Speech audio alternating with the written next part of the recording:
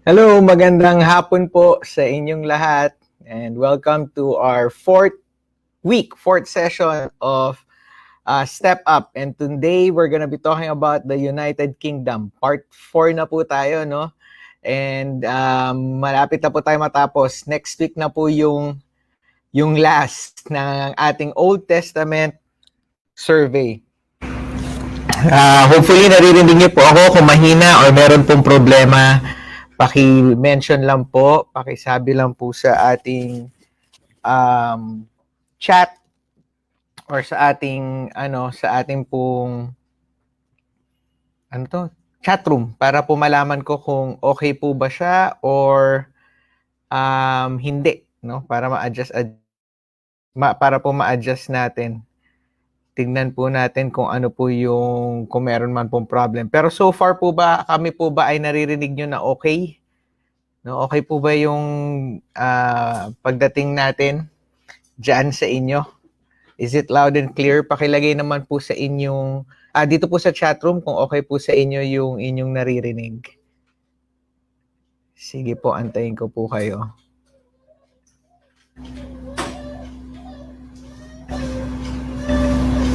Okay, loud and clear. All right. Kasi po, tinitingnan ko po yung nag-a-adjust din po naman ako. Ayan, sige po. Good afternoon ulit. No? Meron tayong 21 na nakikita ko po na nandito ngayon at nakikinood sa atin. Kung kayo po ay present, pakilagay po yung kamay na emoticon na ganun. Yun yung maganda natin para kunyari present tayo, may kamay. Ganito po, ipopost ko po no para makita nyo habang binibilang po yan. Yan, yung kamay po na ganyan, pakilagay po dyan, pakipindot yung inyo pong emoticon na yan. Tapos bibilangin po yan ni Ate Beach na kasama ko po ngayon dito. Titingnan niya po kung ilan yung present sa atin. Kasi po minsan kahit 22 yung nakikita namin dito, parang hindi lahat nandito naka-on lang. So, pag kayo po ay present, pakilagay po yung emoticon na kamay na kumakaway. And we are coming off from 1 week rest kasi po Father's Day, no? Ay, yung kay Grace, 4. Kasi 4 sila nandun. So, si Grace, si John, si Noel, si 4. Okay. 4, 5. Okay. Yan po, no? So, nandito na po yung iba. Kung may kilala po kayo na kasama natin tas hindi pa po nakakapag-online, message niyo na rin po sila. Kasi po tayo po ay usually nasa 40 to 50. Tayo po ay nasa 24 pa lang. Baka po may kilala kayong tulog pa. Gisingin nyo lang po for 1 hour tapos pwede na po ulit matulog. Okay. So, kamusta po kayo? This past few week this last week na hindi po tayo nag-meet dahil po Father's Day, hopefully kayo po ay okay at sana po kayo po ay nakapag-submit ng assignment dahil po marami pa po ang hindi nakakapag-submit ng assignment, no? Our third assignment was ano nga ba yung third assignment natin? Obedience sa Panginoon. Hindi, no, the cycle. No? Kasi po pinag-usapan natin is Joshua, Judges, and Ruth. No? And there are cycles of sin. So, meron po kayong assignment na sasagutan doon. And again, pinapaalalahanan po namin kayo na yung assignment ay hindi po para sa amin. Kung hindi po ito ay para bilang leaders, ma-process din po natin ang ating sarili and we can come humbly before the Lord kung meron man po tayong kailangan baguhin at kung meron man po tayong kailangan ayusin. Okay, so kung hindi pa po kayo nakakasagot ng assignment, pakisagutan po. No? Ayun po yung isa sa mga important na pag-process natin dito para po hindi lang po kayo nakikinig, kung hindi po, ina-apply din po sa buhay. Ngayon po, may isa pa po akong reminder sa inyo, kung kayo po ay late, kung feeling nyo po late yung stream ninyo, pwede nyo pong gawin dun sa inyong cellphone or sa inyo pong computer kung saan man kayo nanonood, may pula na button na live na nakalagay. Pwede nyo pong pindutin yon or pwede nyo pong i-drag ng padaretso yung timeline dito sa baba. Pwede nyo pong hatakin papunta sa dulo para po maging at par yung atin pong discussion. Usually po, 20 seconds po ang delay niyan, no? So kung medyo higit na po kayo sa 20 seconds at nafe-feel nyo na ang dami nang nangyayari at hindi kayo nakakahabol, ganun po yung gagawin ninyo. Okay, so I think 27, that's good. Siguro po may iba pa hahabol na lang dahil meron pa po silang ginagawa sa kanilang mga bahay, no? Pero we can start. I think it's a good time to start and we can start right now, no? Pag-uusapan po natin today will be the United Kingdom, no? At ito po is about the 3 famous kings ng Israel, yung mga madalas po na nababanggit or mas kilala po ninyo. No, yan po yung pag-uusapan natin. Pero bago po yan, tayo po ay magkakaroon ng review dahil po gusto ko po maaalala ninyo context, no? Kaya po natin 'to ginagawa is kapag meron po kayong lesson or magli-lead kayo ng Bible study or meron man po kayong binabasang text, no, alam niyo po yung context niya, lalo na po pag galing ito sa Old Testament. So review po tayo. I-review po natin ganito. Yan. Okay, sana nakikita ninyo. Okay. Ayan po. Okay, so we're gonna review our Old Testament keywords, no? So may mga keywords po tayo. There are 9 na napag-aralan na natin. And there are 37 books in the Old Testament. 9 po yung meron tayo. And mamaya madadagdagan po yan. But right now, we're gonna review. So for the benefit of everyone, dahil nagkaroon po tayo ng break, reviewin po natin, no, yung atin pong mga lesson, no, na keywords. So at least may idea po tayo kung ano yung ating pinag-uusapan kapag yung book na yan ang na-mention. So the first one is Genesis.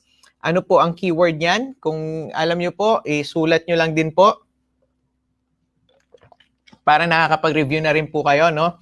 What is the keyword of Genesis? Nandiyan na po yun sa picture. Kitang-kita nyo na po siya, no? Medyo giveaway. So kung alam nyo po kung ano yung keyword, please write it down para din dun sa hindi nakakaalam.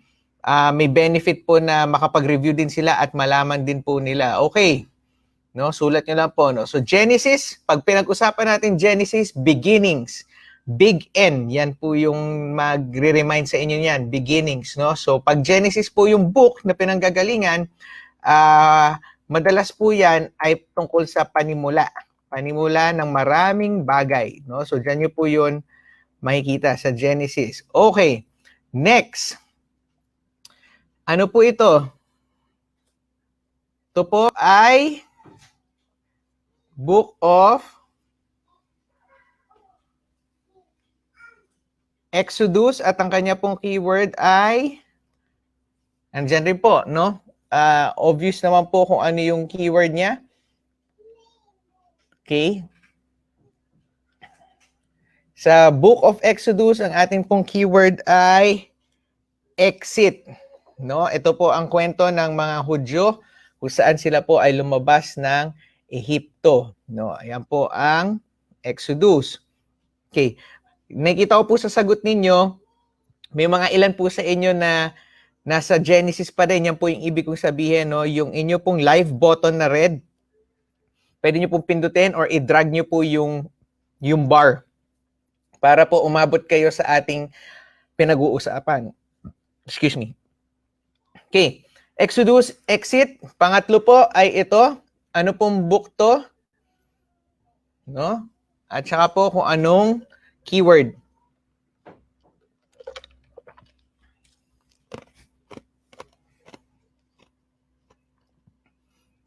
The third book is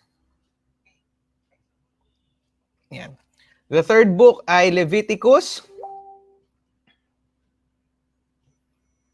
Ang keyword po niyan ay nandun po sa kamay nung Levi na nakasuot ng Levi's jeans. No, Leviticus. Ano pong keyword niya? Leviticus po yung book. Ang keyword niya ay yung kanang kamay niya ay merong offering at yung kanya pong kaliwa ay merong pagkain or feast. So, Leviticus is offerings and feast. Hey, ang next pong book, of course, pagkakasunod-sunod, Genesis, Exodus, Leviticus, at ang susunod naman po ay the Book of Numbers. At ang kanya naman pong keyword, ayan po, makikita niyo po dyan sa picture, no? Numbers. Ito po, ang keyword niya ay related po dun sa kwento na yung mga spy, bumalik sila. Tapos yung 10, sabi nila, hindi pwede, hindi natin kaya. Yung 2, sabi nila, hindi, kaya natin yan, no? Pero ang pinaniwalaan nila yung 10. So therefore, ito yung naging punishment sa kanila ng Panginoon. No? So in the book of Numbers, bukod sa census, which is numbers, ano po yung keyword niya? Wandering. No? Galing Tita Mirla. Ang unang nakakita na nakasagot. Wandering. W-A-N-D-E-R-I-N-G.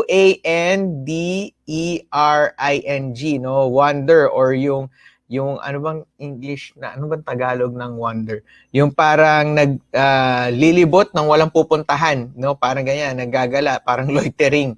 So yan po yung keyword ng numbers. And then number 5, the 5th book is called Deuteronomy. At doon po yun sa picture, no, Dew it over me, para po madali nyo maalala. And ang pinag-uusapan po dyan ay yung keyword, no? Dito po binigay ni Moses, yung huling habilin niya. He preached 3 preachings, long preachings. At after po nun ay siya po ay nilibing ng Panginoon. So, ano po yung keyword ng Deuteronomy? Okay, Deuteronomy, or Dew it over me, para po maalala ninyo, no? Ang keyword niya po ay second law, kung saan ibinigay ulit yung mga law ng Israelites, no? Kasi po sila ay hinatak bilang isang bansa, isang malaking bansa, ini-establish siya ng Panginoon. Binigay niya yung pamantayan kung paano nga ba mabuhay bilang mga pinili ng Diyos, no? So ito po ay ni-remind sa kanila ni Moses. Okay, and then nag-transition po, no? So namatay si Moses bilang leader ng Israelites. And now, ang kanya pong pinalit ay ito pong taong ito. Yung next po natin, no? Ito po ay naging disciple ni Moses, at siya po yung naging next leader ng Israelites in their conquest of the Promised Land. No, nung papasukin na po nila yung Promised Land, siya po ito. So ano po tong book na to, at ano po yung keyword? No? So sino po itong naging apprentice or disciple ni Moses? At ano po yung kanyang naging keyword? So makikita niyo po dyan sa picture yung keyword, no? Yung name niya na lang po, anong book ang patungkol po dito sa pag-conquer ng Promised Land, and nanalo po sila ng 31 battles and they lost 1, no? Dahil meron tinago si Achan, no? So it is the book of Joshua, and this is the keyword is conquer, no? Or conquering, or conquerors, pwede po yan, conquer. Basta ang idea, when you talk about Joshua, or when we're talking about the book of Joshua, may idea ng pag-conquer ng lupa, at kung saan din po nila dinivide into the 12 tribes. Okay, and nung namatay po si Joshua, nang wala siyang disciple, no? Nagkaroon po ng time where they were ruled by this group. No? Ito po yung ating picture. Ano pong tawag dyan sa book na yan, at ano po yung keyword? No, 7 beses nangyari. Dito po nakabase yung assignment ninyo. 7 beses nangyari yung paikot-ikot na sitwasyon dito sa book na to, no? So after Joshua comes the book of Judges. And there are the keyword is cycles. No, there were 7 cycles na paulit-ulit na nangyari sa book of Joshua, sa book of Judges, kung saan sila ay magkakasala sa Panginoon, masasakop, hihingi sila ng tulong, ililigtas sila ng Panginoon, tapos mananahimik sila ng saglit, ng bahagya, tapos magkakaroon na naman sila ng bagong kasalanan, uulit na naman po yung cycle, no? And then in the book of Judges, there are 3 prominent judges na medyo sikat, no? The first one was Deborah, and then Gideon, and then Samson. No, sila po. Although marami pa pong ibang judges, and sana po nabasa niyo yung book na yan, no? So, the cycle happened 7 times, and it's for 400 years na nag-rule ang mga judges na ganito yung setup ng Israelites. And the last one, in the middle of all those stories, also was a love story happening, no? And yan po yung keyword nitong book na to, yung susunod natin, no? At ito po ay napag-usapan na natin sa preaching. Nagkaroon tayo ng series dito. This is the story of Ruth, no? So Ruth, ang kanya pong keyword is love story, no? So love, tapos nasa 2 stories sila na ba, no? So love story, and familiar naman po kayo dyan, na-preach po ito ni Pastor Saul, Ruth and Boaz. And ang nangyari po dyan ay sa story ni Ruth, dyan po may kita ninyo na siya ay naging ninuno ni Jesus Christ, no? So yan po yung ating mga napag-aralan so far. Those are 9 books and those are 56 keywords, no? Kasi po nung panahon ng Judges, ano po yung parang tema ng kanilang buhay, di ba? Everyone did what was right in their own eyes except Ruth, and di ba nakabitin po yan. And now we're gonna continue doon po ngayon sa binitin last week, no? So yun po yung pag-uusapan natin today. Sino nga ba tong mga nabitin? Sino tong bitin pala, no? Except Ruth and, so bubuksan ko lang po yung file. Saglit lang po. Ayan. Kasi dito na po tayo mag-open at magsisimula. Okay, so Judges ended with the story of Ruth. And the theme was, everybody did what was right in their own eyes except Ruth. And then comes our topic for today. And for today, pag-uusapan po natin ay magsa-start po sa page 14 ng inyong manuals. At yan po yung pwede nyo pong gamitin para masundan nyo po ako. So, ito po sa ating manual, ito po yon. So, ito po siya. Baliktarin ko muna. Yan.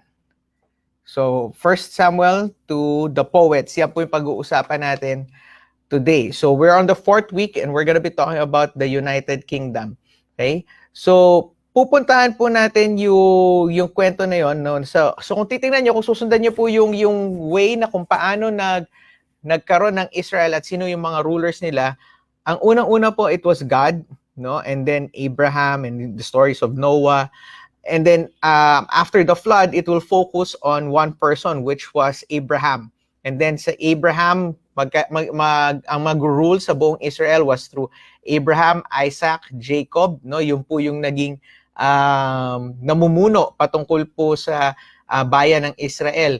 Pagkatapos po nun, we open Exodus at ang naging leader na nila Moses, and Moses led them for a long time, and then came Joshua, no, who the Lord said, be strong and courageous and do not let this book of the law depart from your mouth, no? After Joshua, the way that the Lord would rule or would be in contact with the Israelites was through the judges, no? Kaya po through cycles magpapadala ang Panginoon ng magiging liberator nila, no, na magiging judge nila, parang prophet, parang judge, magiging warrior nila. Yun po yung way ng pag rule ng Panginoon sa Israel through the judges, no? And we saw that everyone was corrupt because everyone did what was right in their own eyes. And then, importante po yun kasi pinapaulit-ulit ko yun, no, na yun talaga yung naging way of life nila. Kung ano yung tingin nilang tama, yun yung gagawin nila, no? Except for 2 people na mamimension. The first one was Ruth, who followed what the Lord wanted. And then the next one will be Samuel. And now we're on page 16 ng inyo pong manual, no? Yun yung unang blank na inyo pong makikita, no? So, si Samuel po yung pambitin. And we're gonna be talking about the third major unit of the books of history, and that will be 1 Samuel, 2 Samuel, 1 Kings 1 to 11, and then 1 Chronicles, and also the 5 books of poetry. Yan po yun, no? So, ito na po yung itsura niya ngayon. We're now in this part kung saan yan na po yung pag-uusapan natin. The United Kingdom will be found in these books. 1 Samuel, 2 Samuel, at yung timeline yan kasabay ng 2 Samuel, yung 1 Chronicles, and then 1 Kings. At sa ilalim din ng 2 Samuel at ng 1 Kings, may kita nyo yung mga poetry books. No? So dyan nyo po makikita yon. Yan po yung ating i-discuss today. So, gaya po na sabi ko sa inyo, number 57 will be Samuel. No? Si Samuel po yan. Ang Panginoon, nagpadala na siya ngayon ng prophet. After the judges, the Lord sent a prophet. Yun na po yung way niya ng pakikipag-usap sa mga Israelites. It was now through a prophet. A prophet was typically God's mouthpiece. No? Kung ano man yung sinasabi ng Panginoon, sasabihin yun ng propeta sa Israelites. Kung nagkasala man ang mga Israelites, nandyan si Samuel, sasabihin niya yon sa mga nagkasala, no? So sabihin nila, repent, no? At kung ano yung kailangan nilang gawin. And of course, si Samuel, I think si Pastor Fritz yata yung nag-preach nito. Siya yung, ang mother niya ay si Hannah, na hindi magkaanak, pero nung nagkaanak, inoffer niya si Samuel sa Panginoon. That's why si Samuel ay lumaki sa temple, at ang kanyang naging mentor ay si Eli. Okay? And then si Samuel po yung naging prophet ng Panginoon. Okay? So, during this time, nakikita niyo po sa Judges, maraming naging kaaway ang mga Israelites, no? Left and right, may mga kalaban sila, Amalekites, pinakasikat na kaaway nila yung Philistines, no? So they were surrounded by different nations who were conquering them, and who was trying to conquer them, tapos matatalo nila, and then may kita nila na may papadala ang Panginoon, yun yung magle-liberate sa kanila, no? So nakikita ng mga Israelites at ang kanilang mga rulers na wala silang hari, no? Ang meron sila si Samuel, pero ang totoong nagiging pinaka-leader nila, kung aayusin po yung kingdom nila or yung kanilang setup, ang pinaka-ruler, ang pinaka-hari po nila talaga, ang pinaka-leader po nila ay si God. And then magyayari, yung spokesperson niya was the prophet, and then susunod yung mga Israelites. Ito po mga Israelites, yung nakikita nila sa paligid nila, hindi ganun kapareho sa kanila. They saw that the people around them, they had kings, no, na earthly physical rulers na nakikita nila.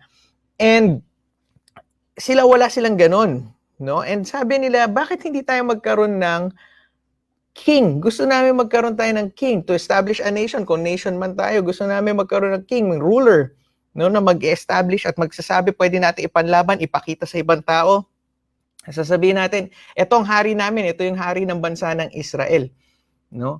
But before that time, ang laging nagiging ruler or king nila or leader nila will be si God, no? Diretso ang command galing sa Panginoon through his spokespeople, the prophets, the judges, no, Joshua, Moses, and then gagawin yun ng mga tao. And then this time, the people thought that it would be better kung meron silang king at hindi lang ang Diyos na nasa taas ang magro-rule sa kanila. So they told Samuel, we would want a king.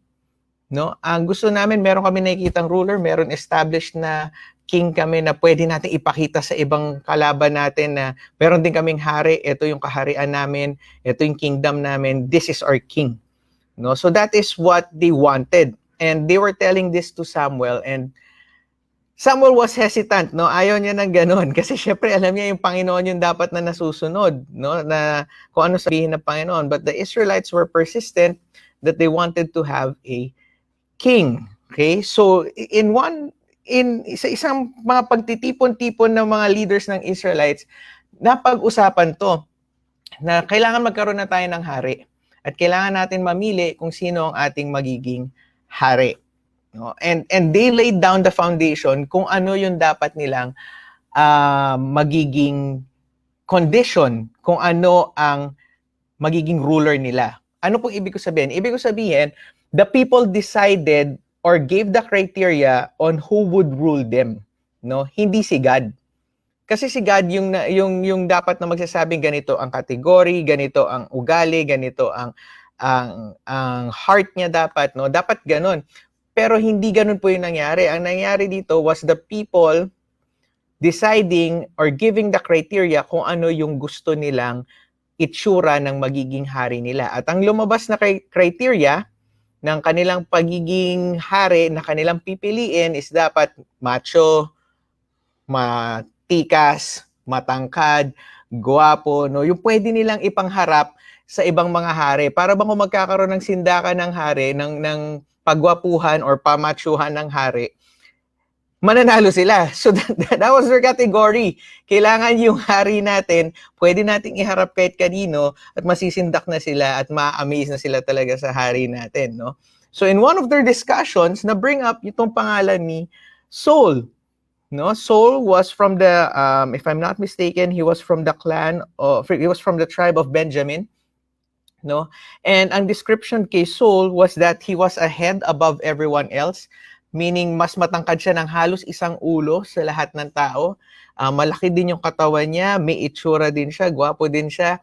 No? So, ito po yung pinili nila na magiging ruler or hari nila. Siguro kaya yun din yung pangalan ni Pastor Saul. Nanonood ba si Pastor Saul? Baka yun yung category na pinili. Pastor Saul, yun ba yung dahilan ba't yun yung pangalan na mo? No? So, yun ba yun? Dahil ano, kahit kanino iharap, pwede, no? yun yung category. Anyway, yun po yung na pili nila. So, they nominated Saul, and if you're gonna read that story, nakakatawa kung paano po nangyari yan eh. Napili si Saul, pero ang unang ginawa ni Saul was nagtago siya. Ayaw niya maging hari. Nagtatago siya sa kung saan-saan hanggang sa nakita siyang nag-hide sa mga, parang, hindi ko maalala yung description, pero parang mga basket, no? Nagtatago siya kasi ayaw niyang kunin yung responsibility. Ayaw niyang maging hari. But then again, wala siyang choice. Siya yung napiling magiging hari ng mga Israelites, no? And he had to accept. So if you're gonna go on your workbook, in your notes, page 16, yan yung magsa-start that all the kingdoms or all the tribes of Israel will be united under one ruler. No? So, ito pong number 58, ang tawag dyan is United Kingdom. At ito po yung topic natin today, no? This is the start of the United Kingdom. No? Na dati 12 tribes sila, ngayon isa na sila. They are the nation of Israel. Yan na yun, United Kingdom. And it lasted for 400 years with 3 kings.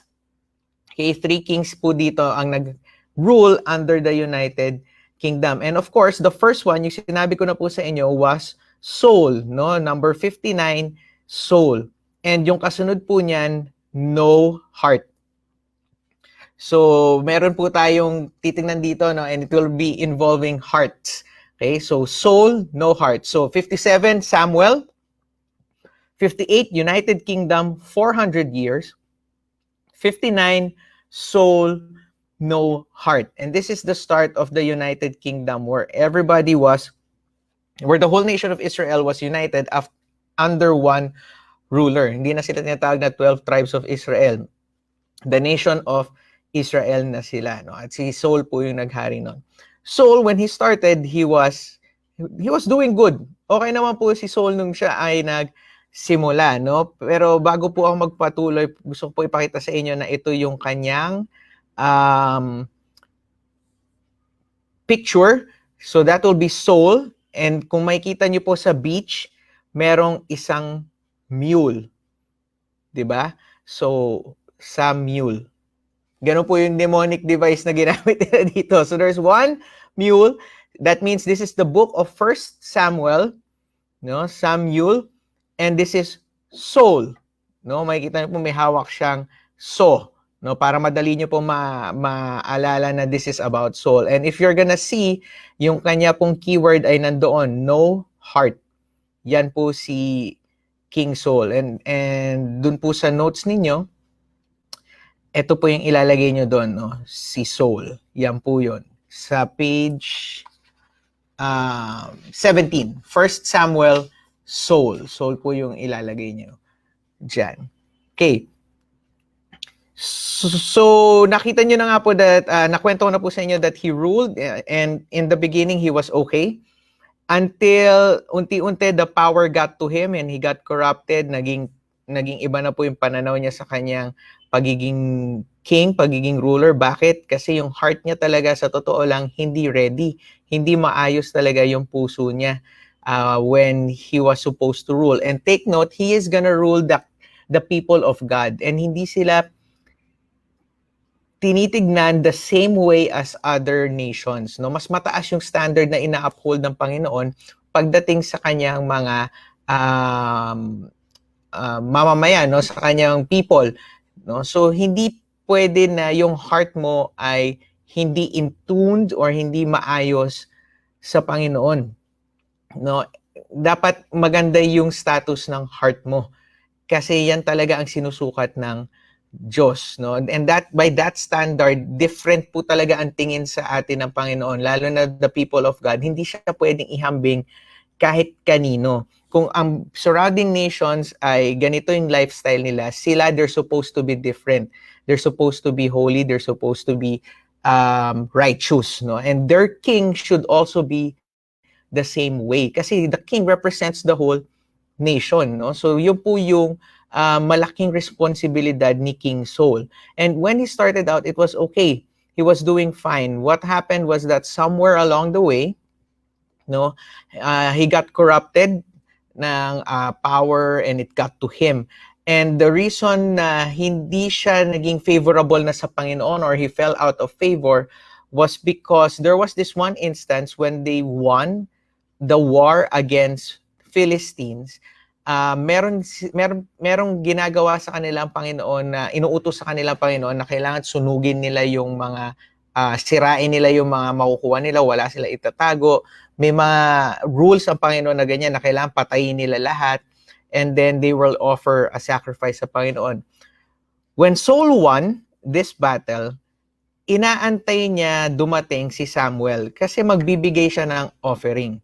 And he sent word to Samuel na pumunta ka na dito para masimulan na natin yung offering. Sa madali pong sabi, hindi dumating sa takdang oras itong si Samuel. And what happened with Saul was that dahil hari siya and he was feeling that he can do everything, he controls everything, he was the one who performed the sacrifice, no, na offerings and sacrifice na kailangan as thanksgiving sa Panginoon. And habang ginagawa niya to, habang nasusunog yung mga burnt offerings, dumating si Samuel, and ang unang bungad sa kanya ni Samuel was, "What have you done? No, you're not supposed to do this." Why? Kasi po, sa distinction niyan, may role ang king at may role yung prophet, no? In fact, yung king, he's still bound under the law of the Lord, no? And etong right na to, yung ginagawa ni Samuel bilang God's prophet, no, sa kanya dapat yung role na yon, na siya yung gagawa ng offering, siya yung gagawa ng sacrifice para doon sa Panginoon. But Saul, with his impatience, and siguro doon na rin sa pride niya na siya yung hari, no, he did what was the role of the prophet, no? And because of that, he lost favor sa Panginoon, no? And the Lord started to look for someone else, no, napapalit na kay Saul. So buhay pa si Saul, may hinahanap ng kapalit sa kanya ang Panginoon, no? So eventually what happened was that Saul became disobedient at hindi na right talaga yung puso niya sa Panginoon. And that's why makikita niyo po ang keyword niya talaga is no heart, no? And nung nabalitaan niya na wala nang favor sa kanya ng Panginoon at nalaman niya kung sino yung papalit sa kanya, which was David, no? he even tried to kill David lots of times. No, maraming beses niya talagang gusto niya talaga patayin yung susunod sa kanya, which was David. So ganun talaga yung heart na nakikita ninyo na meron si Saul. Why? I think I'd like to go back to the way kung paano siya pinili. No, ang namili sa kanya at nagbigay ng category sa kanya ay tao, hindi ang Panginoon. No, and minsan sa buhay at sa ministries natin, no, maganda po pag-isipan natin yun. Ano bang categories na kailangan nating iset? Are we setting categories based on human decisions or human barometers? Or do we go back to the Bible and see what the Lord's categories are? No? So that's what happened with Saul. No? Si Saul nagkaroon siya ng anak, si Jonathan, yun yung best friend ni David na tumulong sa kanya mabuhay for na takasan yung tatay niya, yung mga plano ng tatay niya, sinasabi niya kay David. No? But it only ended when Saul died. And pangit din yung pagkamatay ni Saul kung makikita ninyo. No? Talagang during war, dun siya namatay. I encourage you to read that book, 1 Samuel. Makikita niyo yung story at yung ending ni Saul. So, Saul is no heart. And then we go to the next one, which is David. No? David, kung makikita niyo ulit, meron po doon 2 mule. So, it tells us that it's 2 Samuel. And this is the book of David. No? It's all about the story of David. And you're gonna look at David, meron siyang harp.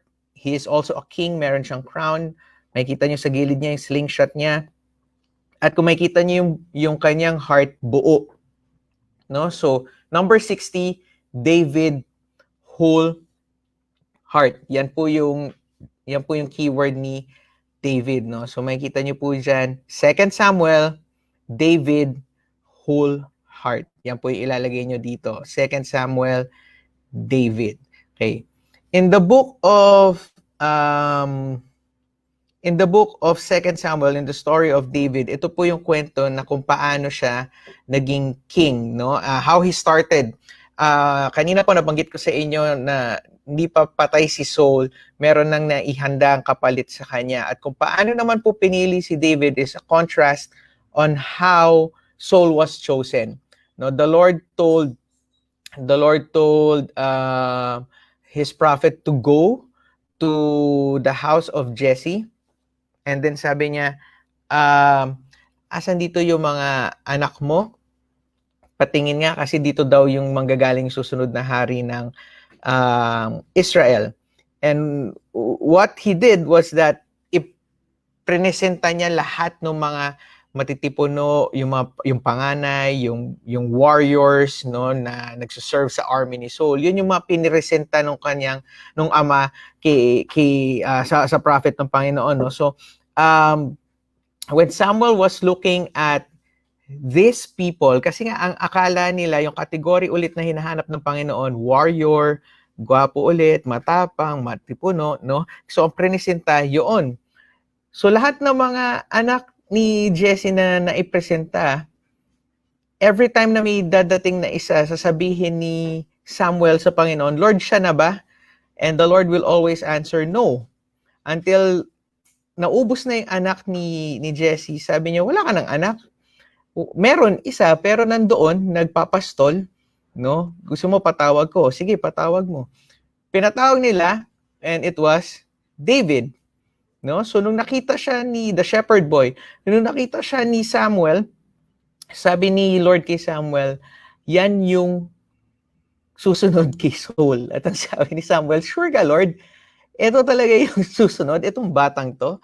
And the Lord rebuked Samuel, no? Pinaalalahanan niya to si Samuel with one of the famous quotes or famous verses sa Bible. And I also like that verse, no? Sabi ng Panginoon kay Samuel, man looks at the outward appearance, but God looks at the heart.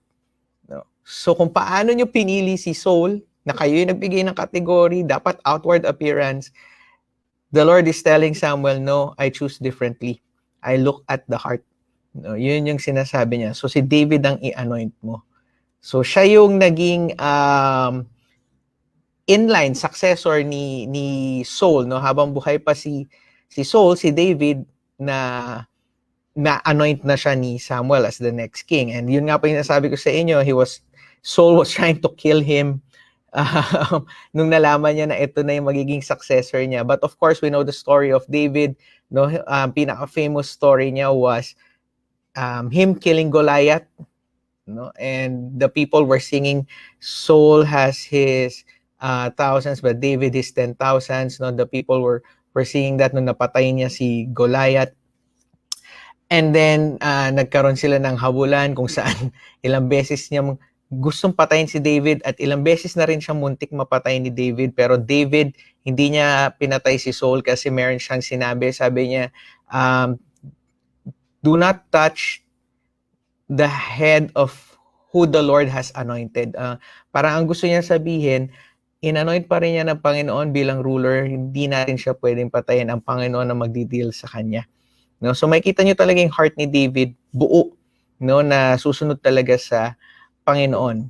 Then eventually, sa southern part ng Israel, the southern kingdoms, no, naging king or kinilalang king na si David, and he ruled there for 7 years. And then after that, 33 years na rule siya ulit, pero this time kasama na yung northern part, nung nabuo na yung pagtanggap sa kanya ng tao, no? Siya po yung naging ruler for 40 years din. Kaya po itong United Kingdom was for 120 years, 40 years for Saul, 40 years for David. No? And David was called the man after God's own heart, and we all know that. No? But even through that tagline, no, natawag sa kanya ng Panginoon, meron siyang sin. This is where makikita niyo yung failure din ni David, yung pagiging human niya, no, yung pagiging broken and powerless niya in our series.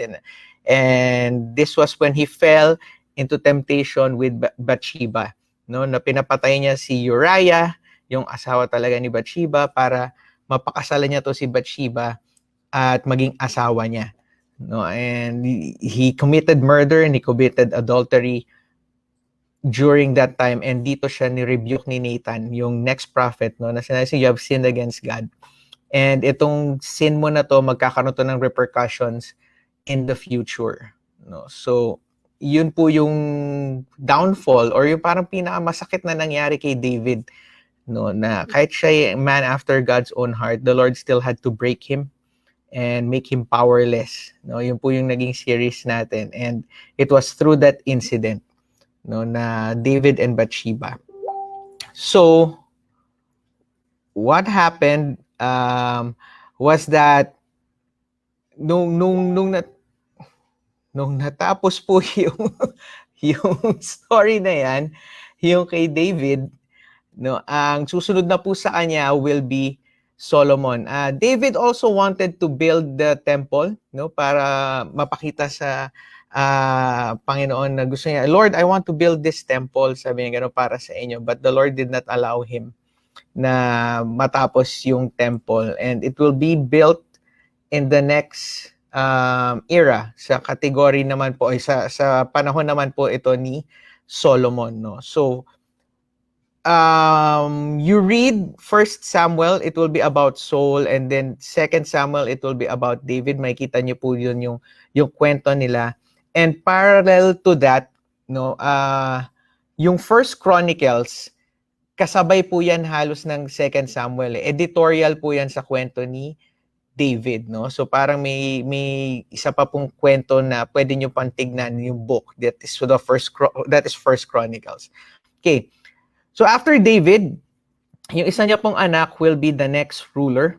And ito po ay anak din ni Bathsheba. Si Bathsheba, nagkaroon siya ng anak, yung isa na bunga nung kanilang pagsasama ni David, nung kasalanan nila ni David, namatay. Hindi po yun na-mention kung anong pangalan niya. And then nagkaroon po sila ng anak. And isa pong, ang naging name niya po ay si Solomon. No? At si Solomon na po yung susunod na magiging ruler ng United Kingdom and the last ruler of the United Kingdom era of Israel. Okay? So si Solomon naman po, he was the wisest among everyone who ever lived. No, alam po natin 'yan. In fact, isa sa mga famous stories niya is yung may dalawang mag-ina, tapos may dalawa silang baby. Yung isa, nadaganan niya yung anak niya habang tulog. Tapos kinuha niya yung anak nung isa. So nagreklamo yung pinagkuhanan ng anak. So they were brought to King Solomon, no? So sabi, anak ko yan eh. Sabi, hindi, akin to. Yung sa'yo, napatay mo. Sabi, hindi, sinungaling ka. And through all that discussion, sabi ni Solomon sa nila, sige, patayin nyo na lang yung bata. And yung nanay na nag-react na sabi niya, wag, sige, bigay nyo na lang dun sa isa kung papatayin nyo lang din. No? And dun nila nalaman na yun yung tunay na nanay. And to this type of conversations, discussions, no, yung makita niyo yung wisdom ni Solomon, no? Siya talaga yung pinakamatalino. In fact, nung siya ay kinakausap ng Panginoon at hinihingi sa kanya kung ano yung gusto niya, no, what do you want? Do you want an army? Do you want riches? Do you want everything? Ang sabi ni Solomon, ang hiningi niya sa Panginoon, give me wisdom so that I will know how to rule your kingdom. No, yun ang hiningi niya sa Panginoon. Okay, so Solomon, number 61 sa inyo pong keywords at page 16. Number 61 is Solomon, and then yung kanya pong kasunod ay half heart. No? So ito po yun. Yan po siya. So makikita nyo yan, si Solomon. King din siya. No? Makikita nyo po, sa crown niya merong number 1. That is because it is the book of First Kings. Makikita yung kwento ni Solomon. Okay? So Solomon had riches, Solomon had wisdom, and may makikita po kayo sa likod niyan, maraming mga babae, and makikita niyo po yung heart niya, kalahati lang, no? So Solomon, half heart. Yan po si Solomon. In the book of First Kings, you're gonna see his story. No? First Kings, Solomon, half heart. Okay. As we know, si Solomon nung siya nag-rule, dumating po sa pinaka-peak yung nation of Israel sa economic, sa military, at sa lahat. Dumating yun yung pinaka-peak ng kanila pong kasikatan at kayamanan ng nation of Israel. No? Dahil sa talino ni Solomon at sa wisdom niya kung paano niya papatakbuhin yung nation na yun, no? Nag-reach sila ng kanilang pinaka-highest, no? At doon po nagawa yung temple. In fact, yung mga tao na bibisita kay Solomon para mag-consult ng wisdom sa kanya is pinapadalan sila ng mga raw materials, no? Gems, diamonds, gold, silver, magagandang puno, iba-iba pa pong diamante, iba-iba pa pong mga gamit, at minsan mga armies, part ng armies, no? Lumaki talaga yung Israel at naging successful siya. What happened to Solomon was that okay siya in the beginning of his career, but ang naging downfall niya po, ba't siya naging half-heart, was the many wives that he had. Solomon had 300 wives and 700 concubines. Kung ako po ay tatanungin ninyo, hindi ko alam kung paano niya nagawa yun. Kaya po itong picture na to, kung makikita ninyo, no, he had 300 wives and 700 concubines, no? Nung panahon po nila kasi, para magkaroon ng peace treaty, ang ino-offer nila yung mga asawa, yung mga anak nila, no, sa hari. So pag napakasalan na siya, hindi na tayo mag-aaway kasi yung anak ko, asawa mo, no? So ganun po yung nangyari diyan. And ang naging problema diyan is that sa dami ng mga kailangan niyang i-please na babae, na-iimpluwensyahan din po siya nito. No, it came to a point, Solomon, ang tagal ko nang wala sa bahay namin. Pwede bang pagawan mo ng altar yung Diyos-Diyosa namin? Dito ako mag-worship. No? Majority, ganyan po yung nangyari sa kanila. So, na-corrupt yung heart ni Solomon. No? And it was because yung wrong influence yung nagkaroon na meron siya. Kahit gaano man siya katalino, nagkaroon siya ng mga wrong influence na nadala siya ng kanyang mga wives. Hindi ko naman po alam kung anong ibig sabihin nun at ayoko na pong pag-usapan yun, no? Pero naniniwala po ako sa Panginoon na yung mga wives na binigay nila sa atin, sila po yung pinili ng Diyos para sa atin. At para magkaroon ng tamang influence sa buhay natin, di katulad ni Solomon. No? So mahirap talaga pag maraming asawa at maraming concubines kung ano nangyayari. Okay, so si Solomon, that became his downfall, no? Nagkaroon ng iba-ibang influence yung wives niya, and he gave in. At ang nangyari pa nga po doon, nagkaroon ng mga iba-ibang altars sa iba-ibang gods sa lugar ng Israel, and na-corrupt din po si Solomon. Another thing that happened because of this, and it will lead to the next segment, which is next week, no? Solomon did something na magdi-divide sa kingdom ng Israel. So we're talking about the United Kingdom for 120 years, 40 years each. There was a time na tinatanong sila kung pwedeng ibaba yung tax. Tinatanong si Solomon kung pwedeng ibaba yung tax ng mga tao. And Solomon consulted the wrong people, at ang sinabi ng mga advisors niya na mas gusto pang yumaman, hindi, taasan mo pa yung tax. Taasan mo pa ng taasan.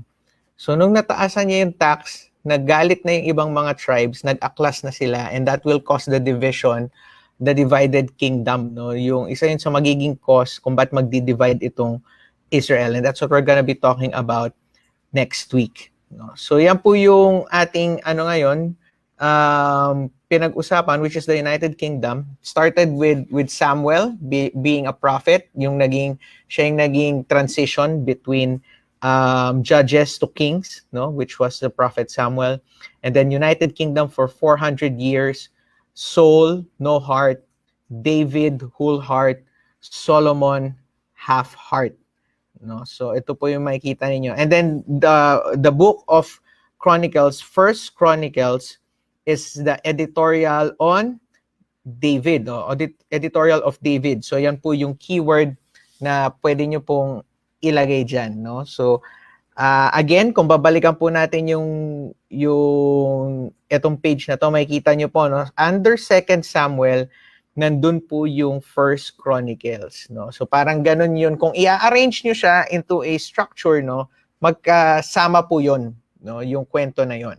Okay? Editorial lang yung Chronicles tungkol sa buhay ni David. Mas nabigyan siya ng focus, no? Yun po yung sa Chronicles. Okay. So, lagyan po natin ng quiz. Okay? Ay, sinagot na. Ayan. Sa 1 Samuel, which is about Saul, ano po yung letter? Ano po yung sagot nyo dito?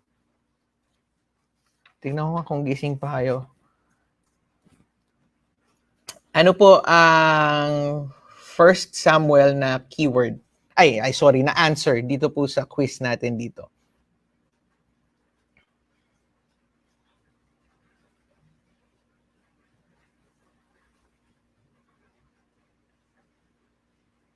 Meron na po ba?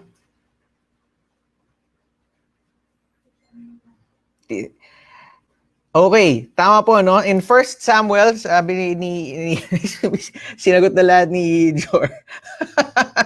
Okay lang, sige. In 1 Samuel, you're gonna read there how Samuel anoints Saul as king. And then in 2 Samuel, which is David, you're gonna see there the story of David's reign. And then in 1 Kings, which is Solomon, it's about him and his 1,000 wives. Okay, and the editorial of David, which is 1 Chronicles, it's the priestly perspective on David's life, no? So yun po yung yung quiz natin diyan, no? Kung gusto niyo pong sagutan 'yan, no? Para po ma-review kayo at maalala niyo na ito yung pinag-usapan sa book na to. So kapag nagkaroon tayo ng preaching, kunyari sa 2 Samuel, tungkol kay David to, may idea kayo. Kaya pag sinabi, 1 Kings, mga kwento to ni Solomon. Majority dito kwento ni Solomon. So alam niyo na rin po yung background nila, like David, whole heart, Saul, no heart, Solomon, half heart. You get an understanding on what the book is talking about, no? Para hindi po kayo magkamali ng i-advise or pag-interpret kasi may tama kayong context. Now, to wrap this up, meron po pa rin dyan yung structures of poetry, no? Yung the 5 poetry books. Okay? Ito po kung titingnan niyo sa bigger structure, di ba? Siya yung gitna, past, present, no? Yung present are the poetry books. We're on page 18 of your notes. Okay? Pero bago po tayo doon, kung pupunta kayo sa page 15, ito po yung binabanggit ko.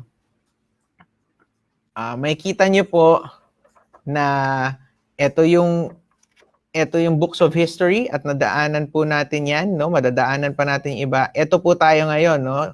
Yung Job, Psalms, Proverbs, Ecclesiastes, Songs of Solomon. Part po yan nung, di ba, past, present, no? Ito pong present time na ito na pinag-uusapan natin, makikita niyo po yung structure niya ay nandito. Yung Psalms, under siya syempre sa kwento ni David because majority of the Psalms was written by David. And then the rest of the poetry, which is Proverbs, Ecclesiastes, and the Songs of Solomon, they were mostly written by Solomon. No? So makikita niyan under siya ng First Kings, ng Second Chronicles, ng Second Kings. So pag-aaralan po natin yan next week. No? But I would like to share with you kung ano po yung mga keywords niyan at kung ano po yung mga pinag-uusapan dyan to wrap this all up. Okay? Yung Job, hindi po siya kasama dyan kasi ang timeline setting ni Job ay panahon din po ni Noah. Isa po sa mga forefathers si Job. Nung unang panahon pa to, makikita ninyo yung kwento niya. Sa timeline pa siya ng Genesis. Okay? Pero dito na po siya nilagay because it is poetry. Okay? So, speaking of, this is Job. This is the book of Job. No? At kung makikita nyo po siya yan, kawawa naman yung picture dito ni Job. No? Para talaga siyang pinahirapan. Yung preaching pa naman ni Pastor Benji kanina, why do Christians suffer? No? Parang ito na si Job. Ayan. Okay, so, si Job, alam niyo na rin po yung kwento niyan na discuss na rin po natin yan in one of our preachings. The keyword for him is sovereignty. No? God knowing everything that's gonna happen and God who is in control. Sovereignty. Kung lalagyan niyo po yan ng note, ang nilagay ko pong note sa akin is God's character underlies God's action. No? Kung anong ugali ng Panginoon, no, malalaman nyo kung ano yung action niya based on His character. No? So, God's character underlies God's action. No? Yan po yung pwede nyo pang pag-usapan pagdating sa book ni Job. Okay? Next is this. Anong klaseng puno po yan? No? It's a palm tree at may nagpe-pray at may umaawit. No? Palms. So, pwede ng palms, psalms. No? Makikita nyo na po na this is the book of Psalms. At obviously, ang kanya pong keyword based dun sa picture is praise and worship. No? It is, sa notes, ang nilagay ko po dyan, it is usually a song, but it is a book about praises in Hebrew. And dito nyo po makikita yung mga sinulat na kanta ni David or mga inalay niyang kanta sa Panginoon. No? Yung kanina po nating reading sa preaching natin, pag tinignan niyo po yung first 2 verses, para niyang niyayayang kumanta yung mga tao. No? So, Psalms, praise, and worship. Next, ito po. Hindi ko alam yung sagot dito. A fool and his money are... Hindi ko alam yung sagot. Baka alam niyo yung sagot. But, kung makikita niyo po to, anong book to? Merong owl, no? And then meron siyang tinuturo. And usually, pag meron kayong nakikitang owl or the animal na owl is associated with wisdom. Okay? So, kaya po ito, this is the book of Proverbs and it is about wisdom. No? Sinulat po ito ni Solomon. Ito yung mga kanyang